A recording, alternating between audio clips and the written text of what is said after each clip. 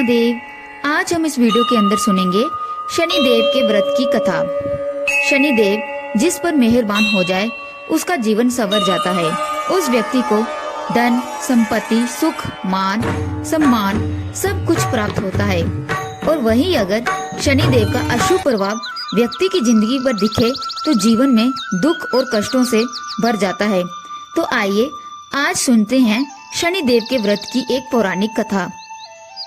एक पौराणिक कथा के अनुसार एक गांव में एक ब्राह्मण अपने परिवार के साथ रहता था। एक सुबह जब वह सोकर उठा तो वह बहुत चिंतित था। उसकी पत्नी ने पूछा, आप सुबह सुबह किस चिंता में हो? तब ब्राह्मण ने कहा, मुझे रोज सपने में एक व्यक्ति नीले कपड़े पहने दिखता है। वे कहता है मैं तुझे लगूंगा। ये सुनकर पत्नी बोली, वे तो शनिदेव हैं। अब आप पर शनि दशा लगने वाली है। अब सपने में आए तो कहना लग जाओ, लेकिन उनसे जरूर कहना कि सवा पहर से ज्यादा नहीं लगना। अगले दिन फिर रात में ब्राह्मण को सपने में शनिदेव दिखे। वो ब्राह्मण बोला, लग जाओ। शनिदेव बोले, मैं तुझे 7.5 साल के लिए लगूंगा। ब्राह्मण बोला, नहीं शनि महाराज, ये बहुत है, ये मुझसे सहन नहीं होगा। फिर शनिदेव बोले, मैं तुझे 5.5 साल के लिए लगूंगा। फिर से ब्राह्मण बोला, नहीं ये भी मुझसे सहन नहीं होगा। फिर शनिदेव बोले, 2.5 वर्ष के लिए। ब्राह्मण बोला, नहीं महाराज, ये भी नहीं सहन होगा। फिर ये भी बात ना मानकर शनिदेव बोले, ठीक है तो फिर मैं तुझे सवा पहर के लिए लगूंगा। इस पर ब्राह्मण ने कहा, हाँ कर दी। फिर ब्राह्मण सुबह उठकर पत्नी से बोला, मुझे सवा पहर के लिए दशा लग गई है। अब तू मुझे सोने के 2 पैसे दे दे। मैं जंगल के लिए जाता हूँ और मैं वहाँ जाकर पूजा पाठ करूँगा और पूजा पाठ करके फिर घर वापस आ जाऊँगा।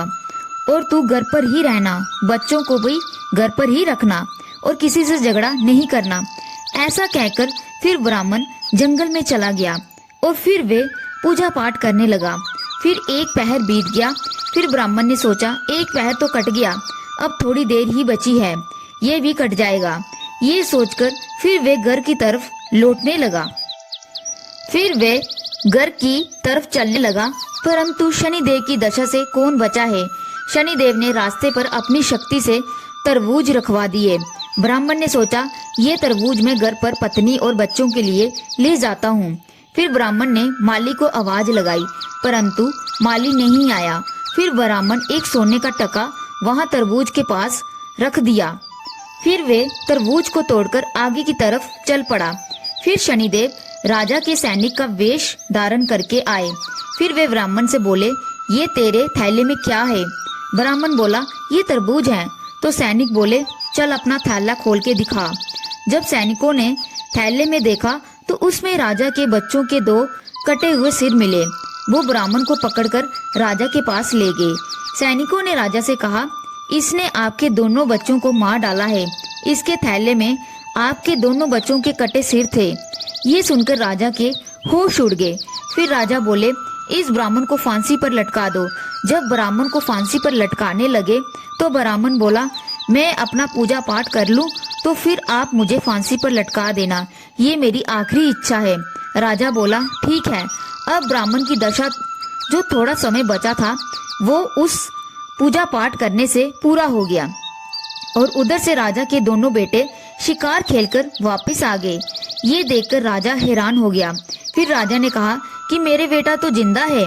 फिर राजा ने ब्राह्मण की फांसी रुकवा दी।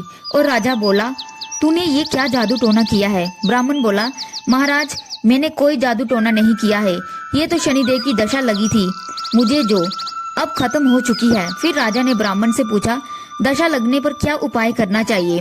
ब्राह्मण बोला, यदि राजा को लगे तो काले हाथी का दान करना चाहिए। अगर सेठ या साहूकार को लगे तो काले घोड़े का दान करना चाहिए। अगर साधारण गृहस्थ अर्थात मनुष्य को जब शनि दशा लगे तो वे काले कुत्ते को घी या तेल से चुपड़ी रोटी खिलाएं, पीपल में जल चढ़ाएं और कथा और व्रत करें। इसके बाद राजा ने ब्राह्मण को छोड़ दिया। ब्राह्मण जब घर पहुंचा तो उसकी पत्नी ने पूछा, थैले में क्या लाए हो? तो ब्राह्मण बोला, मैं बच्चों के लिए तरबूज लेकर आया हूँ। जब पत्नी ने थैला खोलकर देखा तो तरबूज की जगह सोने और हीरे मोती थे। फिर पत्नी ने पूछा, इतना धन कहाँ से ले आए हो? तब ब्राह्मण बोला, जब शनिदेव की दशा लगी तो तरबूज की जगह राजा के बच्चों के कटे सिर मिले, फांसी पर लटका दिया, और जब दशा खत्म हुई तो तरबूज की जगह दंड कर दिया। फिर ब्राह्मण ने शनिदेव से प्रार्थना की, हे शनिदेव, जैसे आपने मेरी हालत लगती दशा में की है वैसे किसी की ना करना, और जैसी हालत उत्तरती दशा में की है वैसी सबकी करना। बोलो शनिदेव महाराज की जय। हर हर महादेव।